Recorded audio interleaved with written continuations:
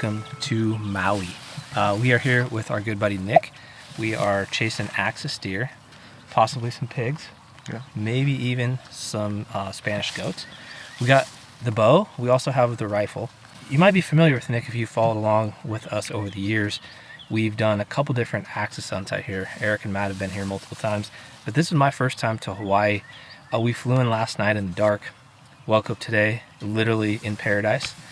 We've been doing a little bit of exploring, a little bit of food cart eating, checking things out, and now we're on the first afternoon hunt of this new series, this new movie that we're putting together called Off Axis.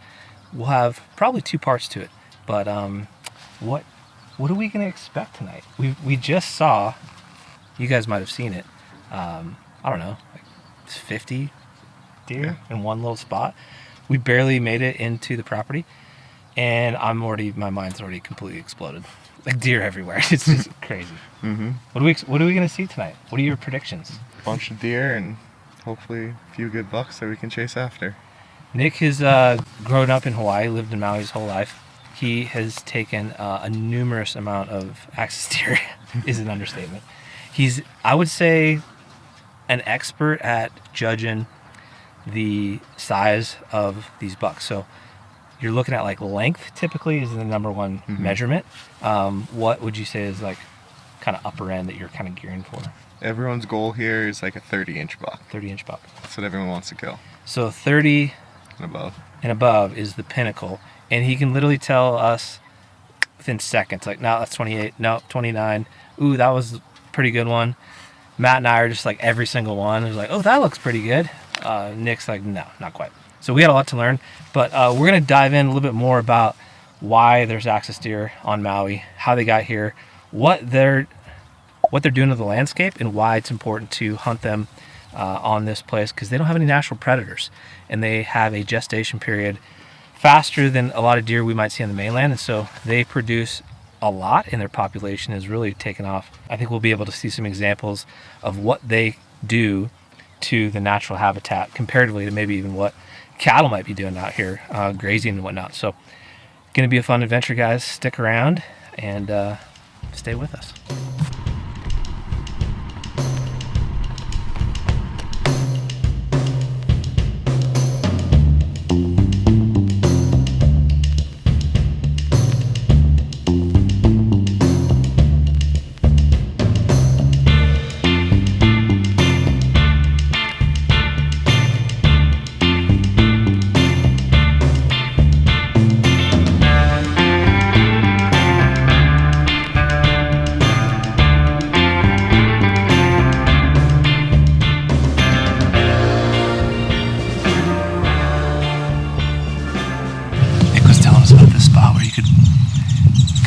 Up and over.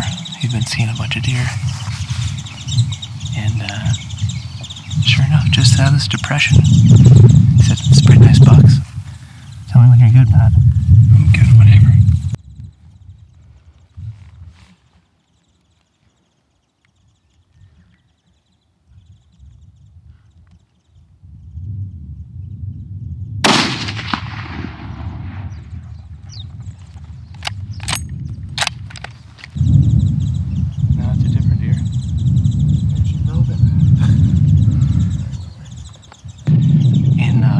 You just need a hunting license to hunt these guys.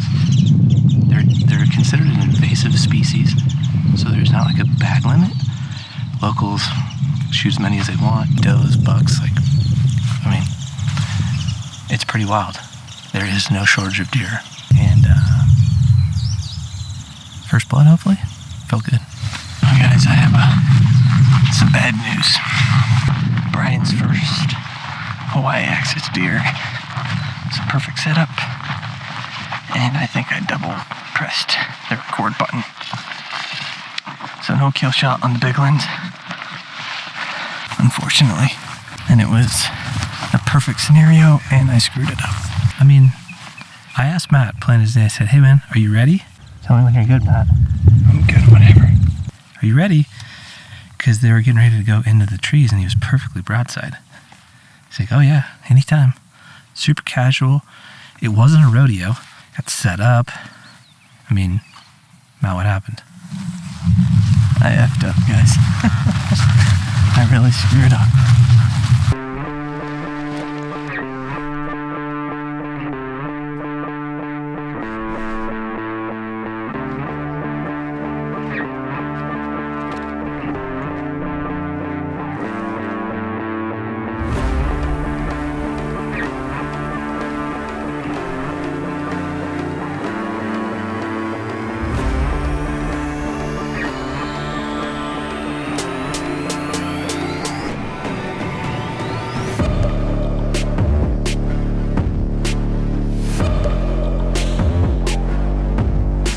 First Hawaiian axis buck. Didn't go too far at all. Pretty excited about it. It's gonna be a great meat buck. Not like the biggest trophy class, but there's just so many deer out here. If you've never had axis deer, I think it's arguably some of the best, wild game meat you can have. It's my wife's favorite. It's just something different about it that's really unique. Again, I've never had a Hawaii axis deer. I've taken a handful in Texas, so could not be more excited. They're just a beautiful animal. And if you've never felt their cape, it's much different than like a mule deer or an elk. Very soft to the touch, just beautiful capes on them. Work has been done. Gonna load up the packs, hike back out to the buggy, and get back to hunting.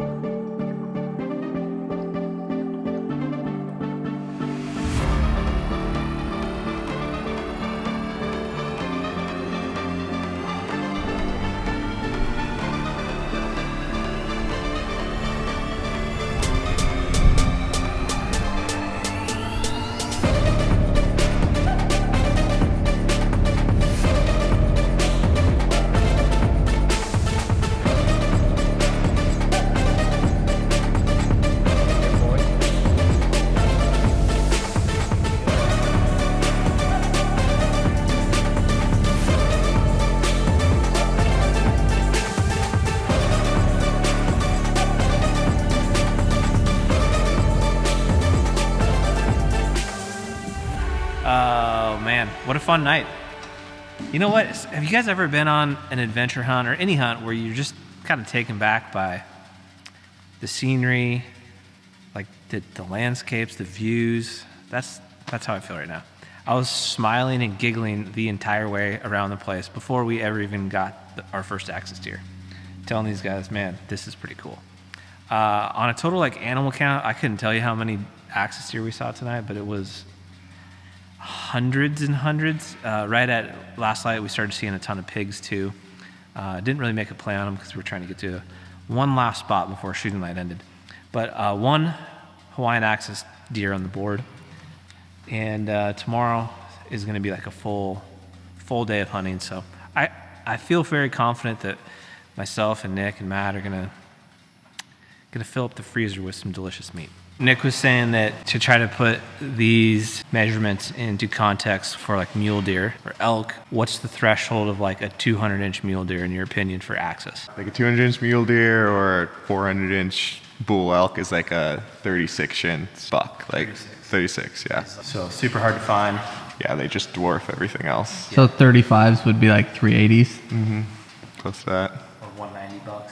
Yeah. So there's a lot of 180 plus mule deer, if you will, on the wall, or like 360 plus elk. We only got the one buck tonight, but you know what? We were kind of just sightseeing. We've got a bunch of stuff coming with us, so join us, stick with us. We're gonna have a great time here in Hawaii.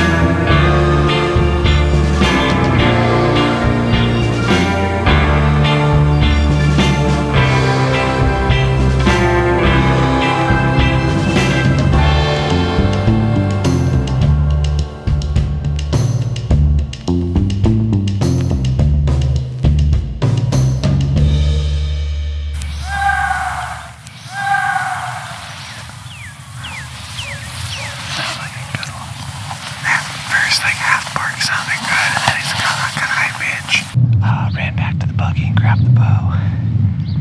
Gonna go try to make a play on these bucks we've been watching. They're in a decent spot if they haven't moved too far. Somebody just shot, so they may have spooked off, but worth a try. Bow, stock number 1.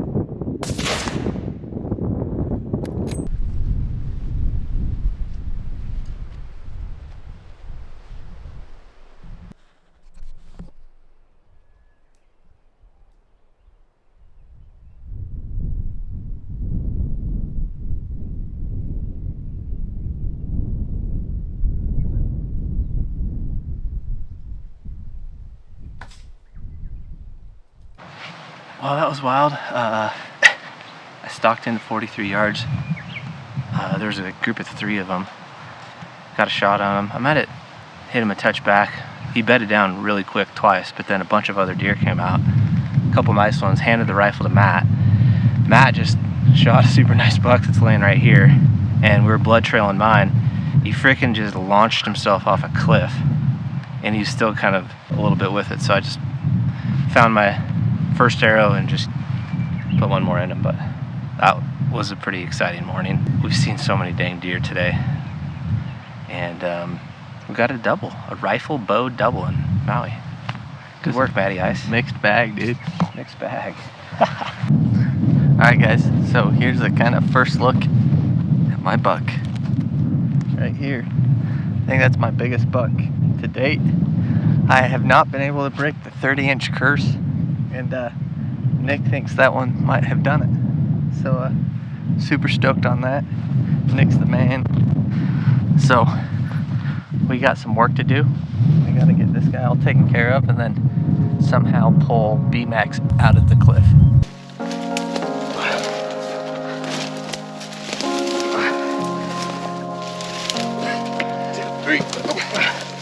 All right.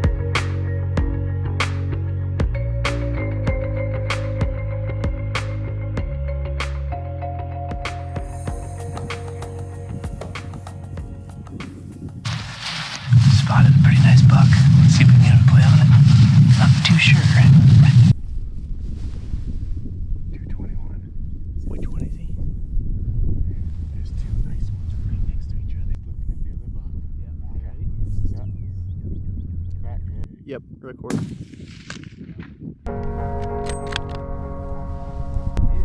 Good spot. Oh man.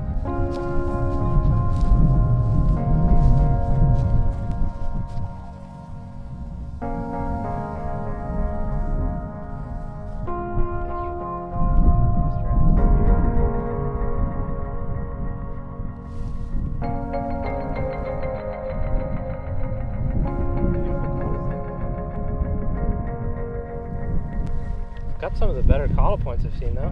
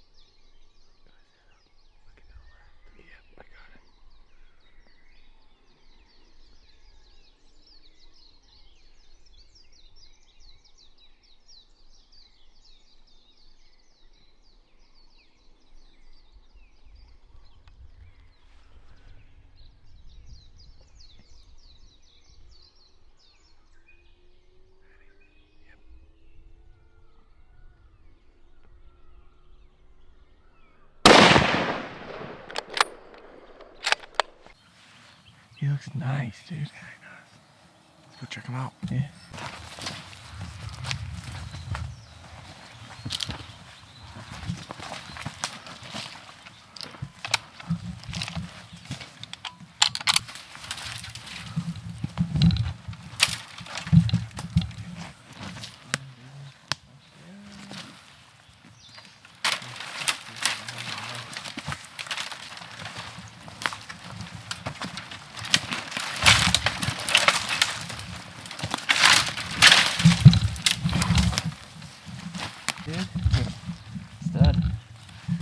Guys, good morning. The third day and our second morning of being able to hunt. Apologize for the late intro, but things got interesting pretty quick. We're just getting into the spot we wanted to come check out right at first light. And started getting a bunch of deer, so we're kind of slow playing, and Nick saw this really nice mature buck. So we hiked up into where they were, kind of like along this timber edge, and was able to get a good shot on him, and just recovered him out of this brush thicket. Not even 6 in the morning yet, and we got another buck down. So good way to start the day. We're gonna try to get him out of here, back up to the top. Probably do a little bit of a deer drag, get him out of there. Keep looking around, see if we can find Maddie another buck, and then we're gonna go change locations like around lunchtime, and this afternoon, evening, I think we're gonna try to go find some goats, maybe some pigs, and just see some new country. So gonna be fun. Hope you guys are enjoying this axis hunt. It's hard to put into words how beautiful this place is, what kind of opportunities there are, and then also the interesting dichotomy between how fun it is to hunt these deer, but like the damage they're doing to the native landscape. So it's kind of this interesting situation here in Maui, but I can tell you from a hunter's perspective, they're very, very fun to try to go chase, and there's a pile of them. So stick with us, guys. We're gonna have a great day. This place is wild. We just packed Nick's buck out of this canyon behind us, came up to the buggy, and there's a herd of 25. Just worked out of the other canyon, feeding out in the sunshine. Matt got some cool long lens footage of them, but just like the amount of deer is pretty staggering out here.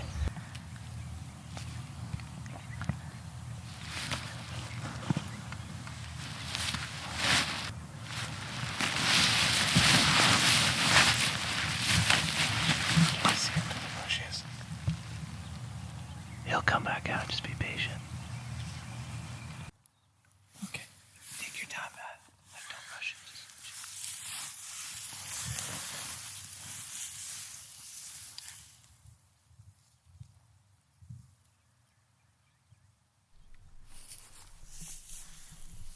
Guy's good. You good? Yeah. Drilled him. Dead deer, baby.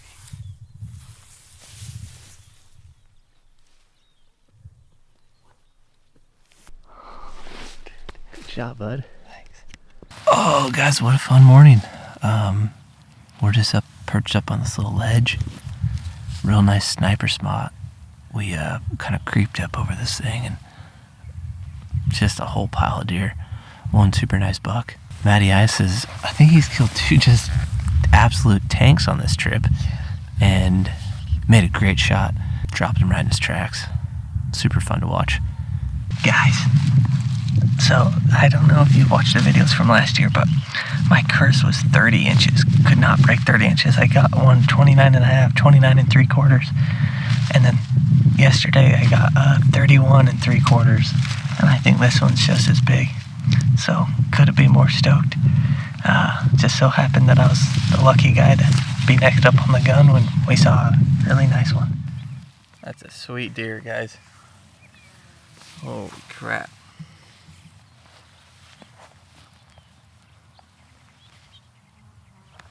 Heck yeah. This thing's awesome.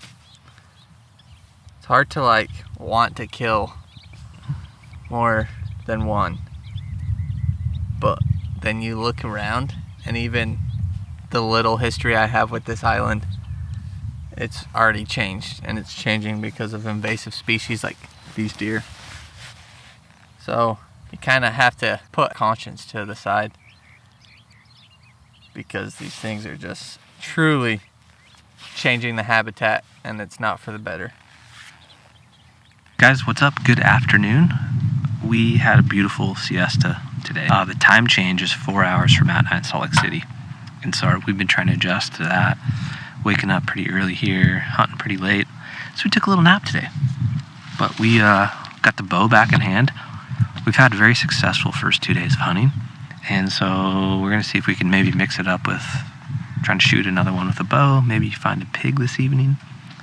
We feel like there's no pressure. We got a bunch of meat in the refrigerator. I've had an absolute riot with Nick. Super appreciative that he's been able to share some of the stuff he's so passionate about out here, from the landscape to the deer, the pigs. It's been incredible. So let's go see if we can maybe turn one up on the bow. We're gonna glass for a little while and got a pretty good vantage point, and then maybe try to make a play. Wish me luck.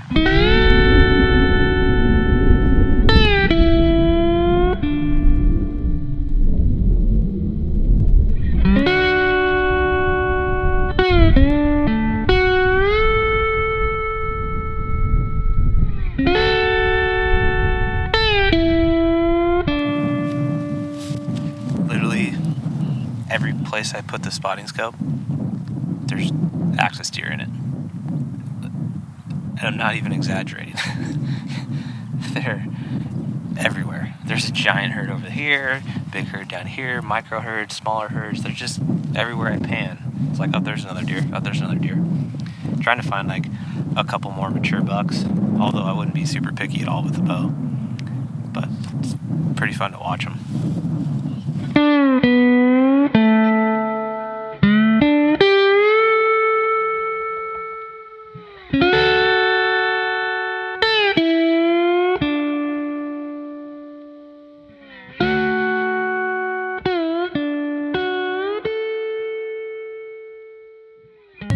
There's no shortage of deer here, so I'm just going to start walking. I think my biggest challenge is going to be trying to get to deer that I see without bumping other deer that I don't see. Matt and Nick are going to stay back, do a little glassing from the bird's eye perch. I'm going to take the vlog camera and a GoPro head mount, so hopefully we can get an opportunity. I don't know. It's going to be fun though. One of the interesting dynamics of the deer that we've kind of talked about is the impact they're having on the native lands, because there's so many of them. They are grazing the natural grasses and plants, literally down to nothing, down to the dirt. And then what ends up happening is weeds and invasive species take over and just ruin what was once a beautiful landscape. And you can just see a few pastures where it's only been cattle and horses grazing versus the deer. There's a rooster pheasant just literally flushed right at my feet. There's a lot of pheasants here too, which a lot of people aren't familiar with. It's a complex topic. They do a lot of culling of the deer, so poison, trapping, shooting from helicopters, thermal, you name it. And it's just near impossible to keep up with the population growth that these deer have been experiencing over a lot of years. So hunting them is helpful. And man, you just can't really put a dent in them based on current methods. You can hear that. It's a doe with her alarm sound.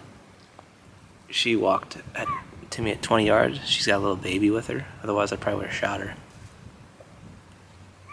And I've got good wind, but she saw me crouched down here and she's freaking out. So what I thought would happen did happen, which is running into deer before you get to the deer you're trying to get to. I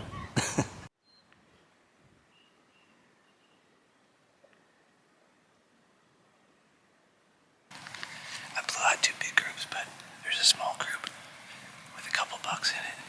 I got 16 minutes left of shooting light. Close on the distance. Wish me luck.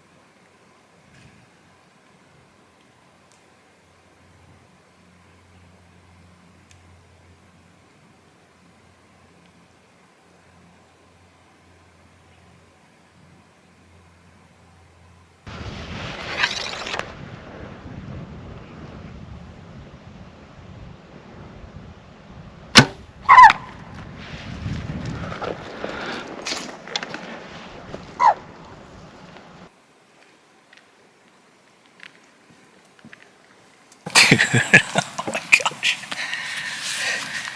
Holy cow, guys. That was incredible. I got right up on him. I shot at 2 different bucks. They had no idea what was going on. One of them is for sure tipped over right there.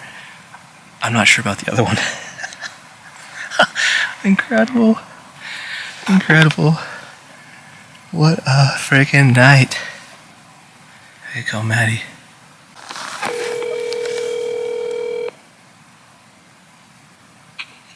What's up? Buck down, baby. You got a buck?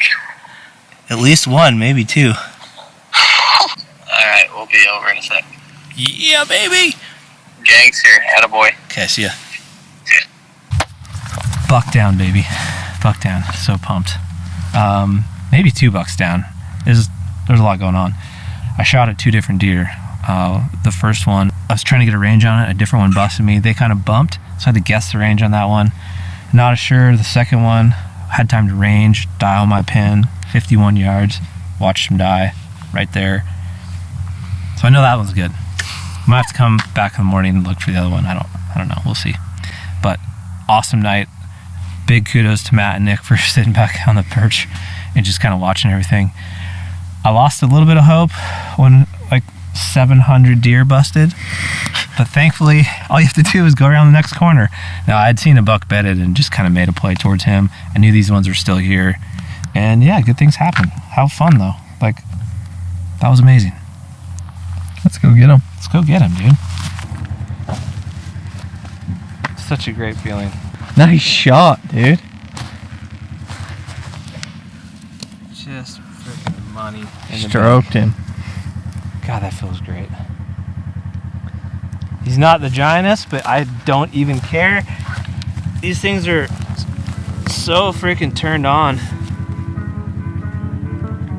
They're just a great trophy. Especially with the bow. Pumped about it. Thanks, buddy.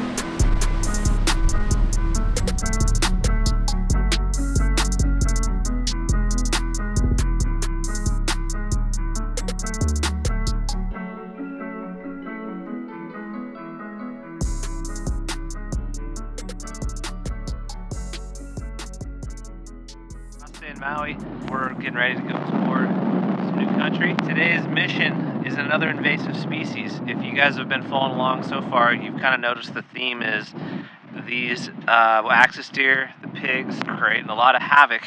The other species here on Maui that's doing a ton of damage are feral goats. So today we're going to be getting a lot of opportunities at feral goats. And here's the reality. We've had a lot of success. We took 7 axis deer in just a few days. Not even an ounce of benefit, frankly. I mean, you'd have to be killing like hundreds and hundreds of deer a day for it to start to make a dent.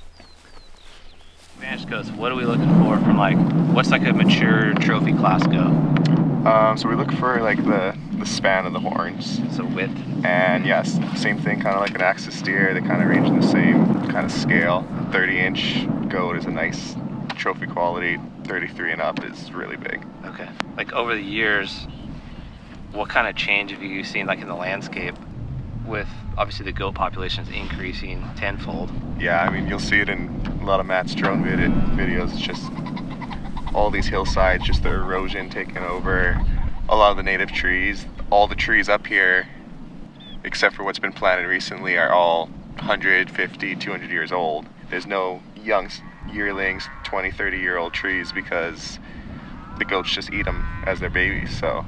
And goats, unlike axis deer, which are grazing all the grass down to nothing, goats are more browsers, so they're hitting like the bushes, the trees. That's their primary food source before they eventually might get to the grass if they needed it, but they're going to probably crush a lot of the brush and trees first. Is that right? Yeah. What's the landscape change like since you were a kid until now? Just a lot more erosion, mostly, up here. And a huge increase in the number of goats and deer and everything. Yeah. And that affects the reefs, right? All the erosion washing down in the it runs ocean. off to the ocean and just kills the reef, too. Are they taking the same measures on goats to eradicate them as they are in deer, as far as like everything from poisoning to, you know, helicopter shooting to high fence, just to keep them in and then try to eradicate them with inside the fence? Not as or much is of the axis deer more the focal point? The axis deer is definitely a focal point because that's where like all the ranches mostly run their cattle. Yeah. Back here, I've heard of helicopter eradications and then high fence to keep out of the state park and the state land, where they're trying to restore the forest. What do you think's the ticket? Like, how do you make? I mean, we've barely even gone hunting yet, and we've already seen close to 1,000 goats. How do you get rid of them, in your opinion? Do you think there is a solution, or do you think this is just going to keep going on and on and on? Probably keep going on and on and on. Yeah. So far, we've seen a bunch of goats and a handful of deer. We're trying to work ourselves up this ridge line until it kind of benches off, and then we'll start traversing, seeing if we can get the wind right, run into some of these goats, maybe put an arrow in one. Beautiful scenery, though, I'll tell you that much. Hard to imagine a prettier place on earth to hunt.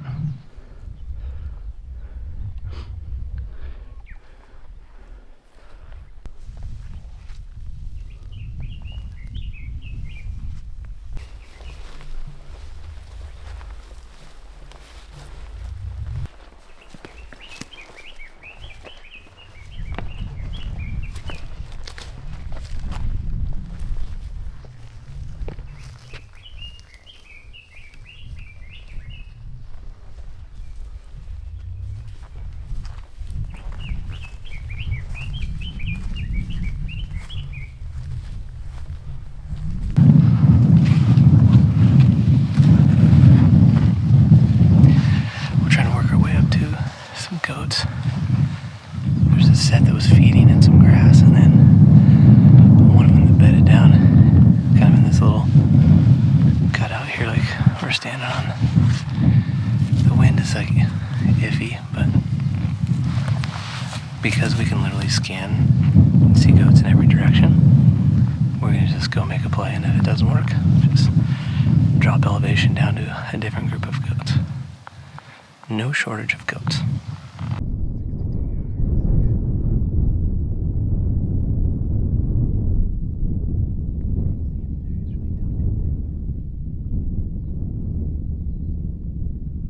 Well, that didn't work out. There's a billy bedded, really tucked in the shadows. He was like same color as the background. And he just popped out, spooked up and over where the rest of them were. We were trying to get to the rest of them because they're just feeding.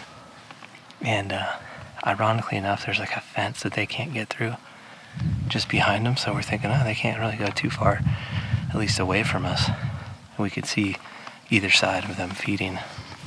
So, swing and a miss. No luck on that one. Luckily, as I glance over Matt's shoulder, I see more down there. So, on to the next set.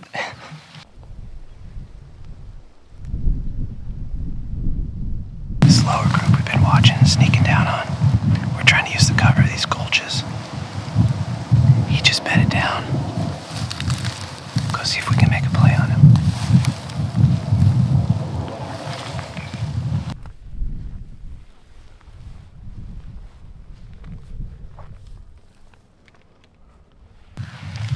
Alright guys, this goat's bedded.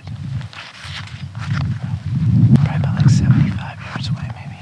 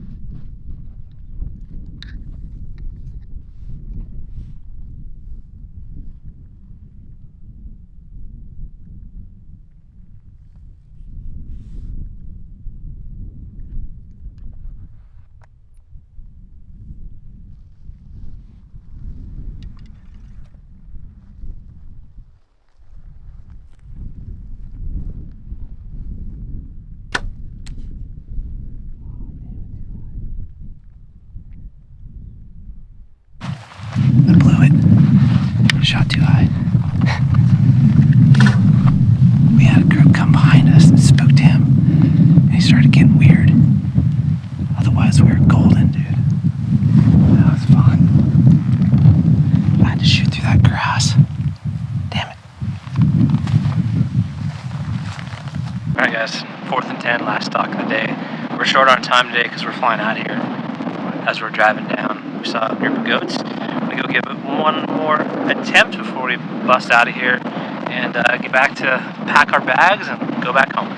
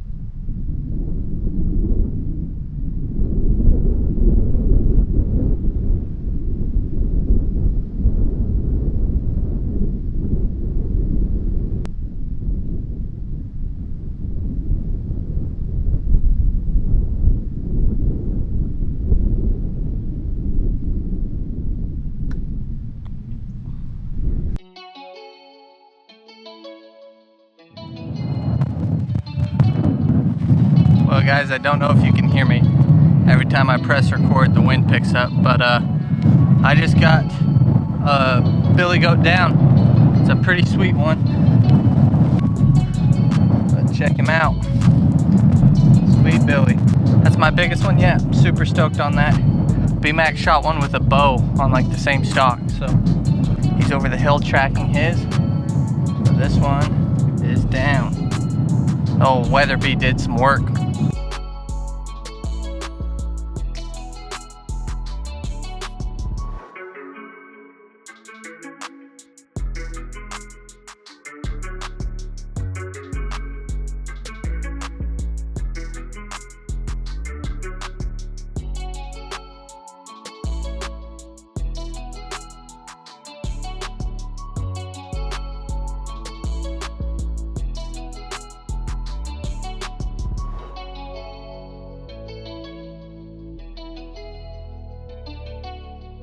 We feel super fortunate to spend so much time with Nick, getting to share places that he grew up with in his lifetime. They're special to him. He was able to bring us a piece of that. So it's been awesome. Stick around, guys. Part 2 is going to be coming up. Eric and our good buddy Chad Money Mendez are going to be joining Nick here in just a few short weeks. And so stick around for part 2. Hope you enjoyed this little video, and thanks for watching.